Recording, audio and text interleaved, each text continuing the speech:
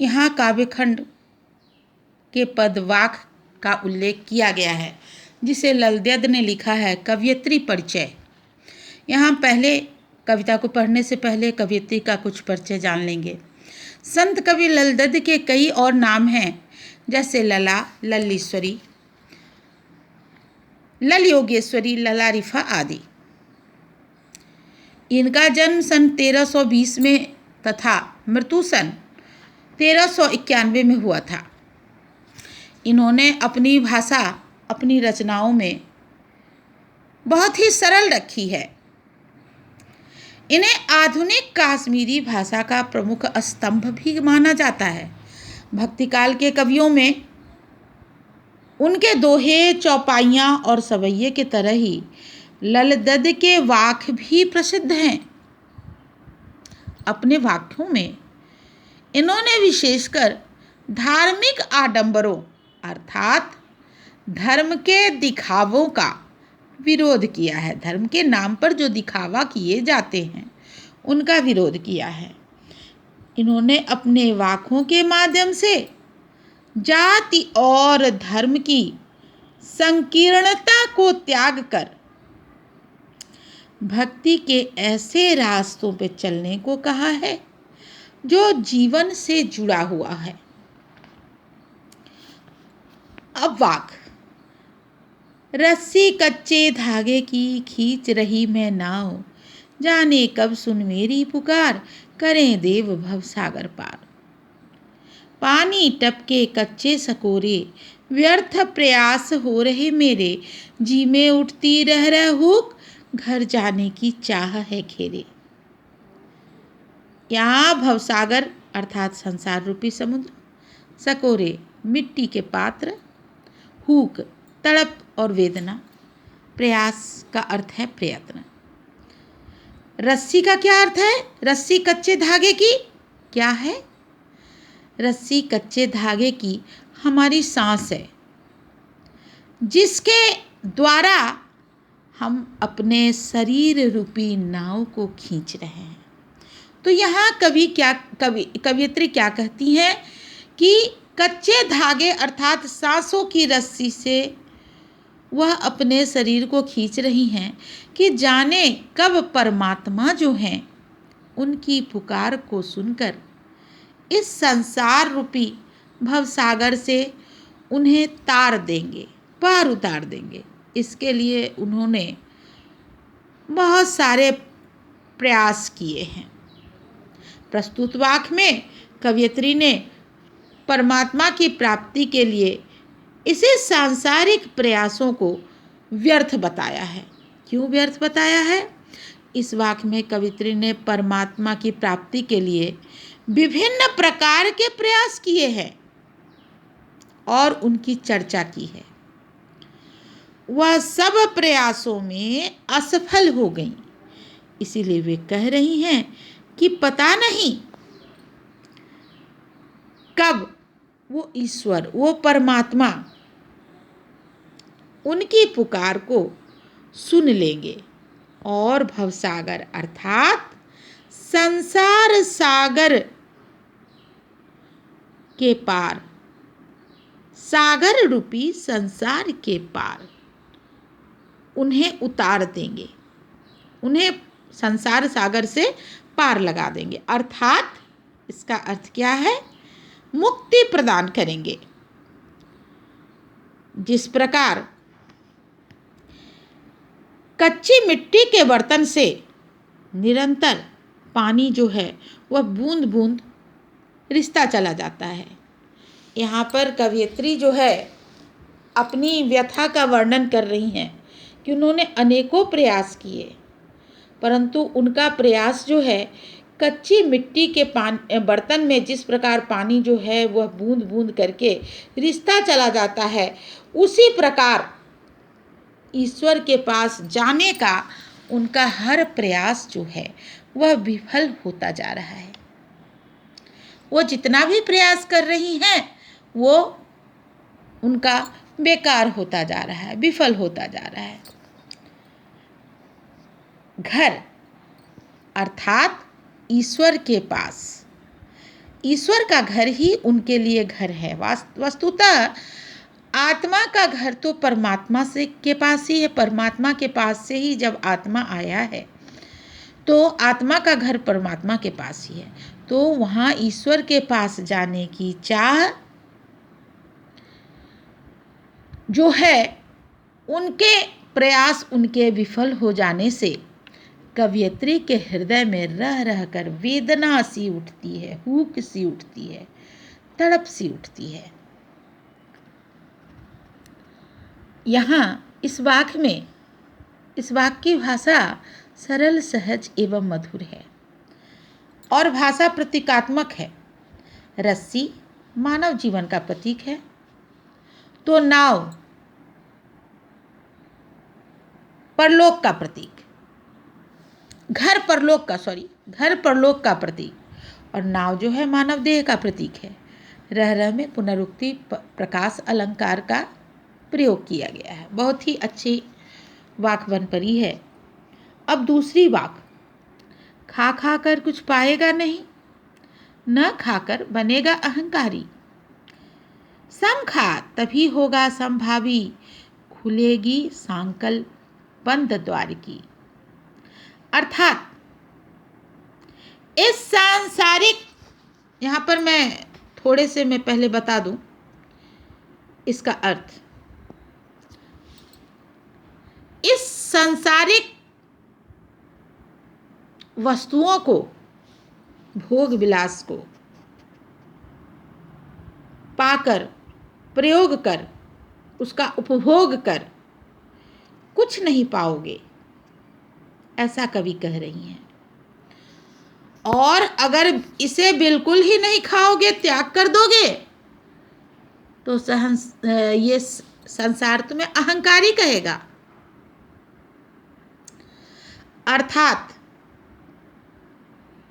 जब तुम इस संसार के वस्तुओं में लिप्त हो जाओगे तो भी ईश्वर को नहीं पा पाओगे, और बिल्कुल ही छोड़ दोगे तो भी ईश्वर को नहीं पाओगे, क्योंकि तुम्हारे अंदर अहंकार आ जाएगा। सम खा, शम मतलब यहाँ इंद्रियों पे नियंत्रण से, समन से है। अपने इंद्रियों पे नियंत्रण करो, पदार्थों का उपभोग भी करो, और बहुत ज्यादा नहीं, समान रूप से। तभी तुम में समानता का भाव आएगा, तुम्हारे इंद्रिय नियंत्रित होंगे, और ईश्वर के पास जाने की जो द्वार हैं, उसकी कुंडी, उसका बंधन खुल जाएगा। यहाँ पे अहंकारी का अर्थ घमंडी, शम इंद्रियों का समन या नियंत्रण, संभावी समानता का भाव, इंद्रियों को नियंत्रित करने का भाव, सांकल कुंडी और बंधन। प्रस्तुत वाक्य में मनुष्य को संभावी बनने के लिए कहा गया है। कवयित्री का मानना है कि सांसारिक वस्तुएं खा खाकर, अर्थात सुख सुविधा का उपभोग करके कुछ नहीं पाएगा, और उनका त्याग करके, पूर्णतः त्याग कर देते हैं, व्रत या इत्यादि में मग्न हो जाएंगे, तो व्यक्ति के मन में अपने ऊपर घमंड हो जाएगा। दोनों ही स्थितियों में व्यक्ति सुख नहीं पाते हैं। इसलिए कवि कहते हैं कि यदि व्यक्ति को खाना ही है तो सम, अर्थात अंतःकरण तथा बाहरी इंद्रियों पर नियंत्रण रखना सीखे। अपने इंद्रियों को बस में रख के संभावी हो जाओ, तभी बंद द्वार की सांकल, अर्थात बुद्धि चेतना व्यापक होगी। आप समझ पाओगे किसी भी चीज को, और आपकी ज्ञान चक्षु खुल जाएंगी। आपकी आंखें, अंतर की आंखें जो हैं वह खुल जाएंगी और आप ईश्वर को देख पाएंगे एवं मन मोह माया में नहीं फंसेगा। आप मोह माया को समझने लगेंगे। किसके द्वारा? अंतर के ज्ञान चक्षु, ज्ञान की आँखों के खुल जाने के माध्यम से आप मोह माया में नहीं फंसेंगे और ईश्वर आपको दिखाई दे जाएंगे, आप उनको पहचान सकेंगे। यहाँ खा कर में पुनरुक्ति प्रकाश अलंकार का प्रयोग हुआ है। खुलेगी सांकल बंद द्वार की में प्रतीकात्मकता का प्रयोग हुआ है। सम दार्शनिक भाव है, भाषा सरल है तथा सुबोध है। अब आ जाइए तीसरे वाक्य की ओर। आई सीधी राह से गई न सीधी राह, सुषुम सेतु पर खड़ी थी बीत गया दिन आह। जेब टटोली कौड़ी न पाई, माझी को क्या दूं उतराई। सुषुम सेतु, सुषुम्ना नाड़ी। शरीर में 3 प्रकार की नाड़ियां हुआ करती हैं, ईड़ा और पिंगला, और उनको जोड़ने वाली जो है वो सुषुम्ना नाड़ी कहलाती है। कौड़ी, कौड़ी का अर्थ है मूल्य और दाम। माझी, माझी हम नाविक को कहते हैं। उतराई, नाविक को दिया जाने वाला शुल्क या पारिश्रमिक। प्रस्तुत वाक्य में कवयित्री ने परमात्मा प्राप्ति के लिए हठ योग की व्यर्थता सिद्ध की है। इस वाक्य में आत्म अवलोकन की अभिव्यक्ति की गई है। आई सीधी राह से गई न सीधी राह। ईश्वर ने तो सीधा साधा राह बनाकर मुझे भेज दिया इस संसार में, लेकिन यहाँ मेरे कर्म ऐसे हो गए जिससे मैं सीधी राह नहीं चल पाई। इस वाक्य में उनका मत है कि सांसारिक बाधाओं से छुटकारा पाने के लिए व्यक्ति द्वारा किए गए सत्कर्म ही उसका सहायक होते हैं। अतः उन्होंने इस संसार में आने के बाद कोई भी सत्कर्म नहीं किया, सत्कर्म में लिप्त नहीं रही। और जब मनुष्य इस संसार में आते हैं तो उनमें छल कपट के रास्ते विकसित हो जाते हैं।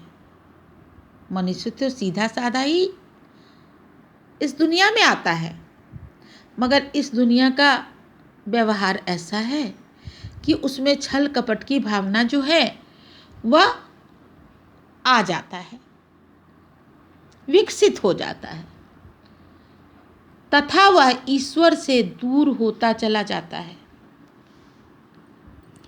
इस छल कपट के विकसित होने से ज्यों ज्यों ये छल कपट उसमें विकसित होता जाता है तब तक ईश्वर से वह उसी तरह से दूर होता जाता है। और तब क्या होता है? सुषुम सेतु से उनका अभिप्राय उस सुषुम्ना नाड़ी से है जो कि पुल बनकर ईश्वर और जीवात्मा को मिला देता है। हठ योग, पहले कवयित्री हठ योग को ईश्वर प्राप्ति का साधन मानती थी। हठ करके व्रत तप करने से ईश्वर नहीं मिलते, तो इसे भी उन्होंने किया, हट करके व्रत किया, तप किया, मगर ईश्वर की प्राप्ति न हो सकी। और उसमें लगाया गया समय बेकार हो गया। हठयोग में लगाया, उसमें लगाया हुआ मतलब हठयोग में लगाया हुआ समय जो है वह बेकार हो गया। अब उनके पास सत्कर्मों की कोई भी पूंजी नहीं रही। जेब टटोली कौड़ी न पाई का आशय यह है कि मनुष्य जब आखिरी वक्त में अपने कर्मों का लेखा जोखा करता है, जब अंत समय आता है तो मनुष्य सोचने लगता है कुछ मिनट कुछ क्षणों के लिए कि आखिर उसने किया क्या आज तक की जिंदगी में, कितने सत्कर्म किए और कितने दुष्कर्म किए, सारा कुछ उसे याद आता है। तो लेखिका कहती हैं उनमें सत्कर्मों की संख्या न के बराबर थी। जब आखिरी वक्त में उन्होंने अपने कर्मों का लेखा जोखा किया तो उसमें सत्कर्मों की संख्या न के बराबर थी। तो उसमें अमानवीय कर्मों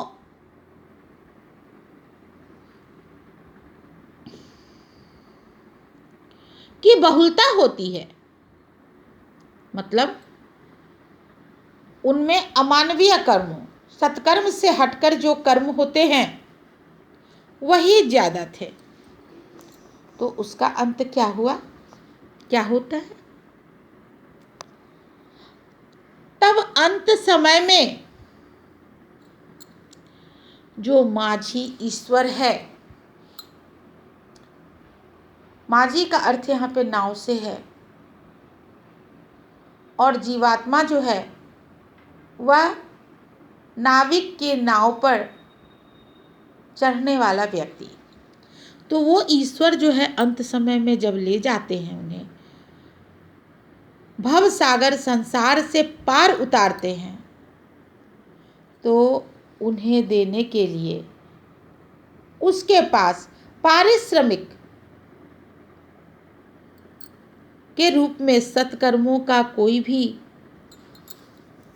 कार्य नहीं बचा है जो वो ईश्वर को उतराई के रूप में दे। क्योंकि हठयोग के चक्कर में पड़कर वह कुछ भी अर्जित नहीं कर पाई। यहाँ देखिए, पहले हठयोग को ईश्वर का प्राप्ति का साधन लेखिका ने माना, परंतु ईश्वर की प्राप्ति न हो सकी, उसमें लगाया गया समय भी बेकार हो गया। अब उसके बाद है जेब टटोली कौड़ी न पाई, माझी को क्या दूं उतराई।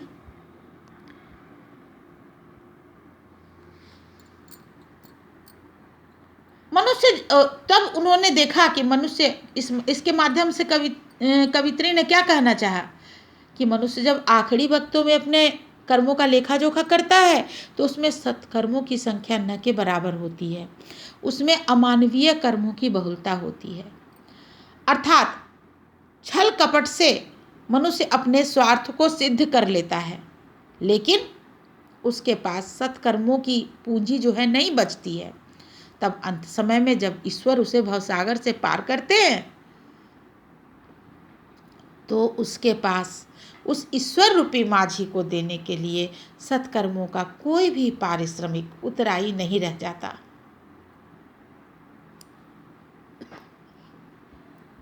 क्योंकि हठयोग के चक्कर में पड़कर वह कुछ अर्जित ही नहीं कर पाता है। यहाँ अतिशयोक्ति अलंकार का प्रयोग किया गया है। जैसे सीधी राह सुसुम सेतु बीत गया दिन इत्यादि में प्रतीकात्मकता है। जेब टटोली कौड़ी माझी और उतराई। अंतिम वाक्य में कवयित्री ने कण कण में ईश्वर के होने का प्रमाण दिया है। थल थल में बसता है शिव ही, भेद न कर क्या हिंदू मुसलमान ज्ञानी है तो स्वयं को जान, वही है साहिब से पहचान। कण कण में ईश्वर का वास होता है, उसमें मनुष्य को भेद नहीं करना चाहिए। अगर ज्ञानी हो तो स्वयं को पहचानिए। यही पहचान जो है ईश्वर से आपकी पहचान होगी। शब्दार्थ थल थल अर्थात कण कण, भेद अंतर, साहिब ईश्वर अल्लाह। इसका अर्थ है कवयित्री इस वाक्य के माध्यम से बताना चाहती हैं कि ईश्वर सर्वव्यापक है। सर्वव्यापक मतलब हर जगह व्यापने वाला, हर जगह वास करने वाला तथा कण कण में बसता है।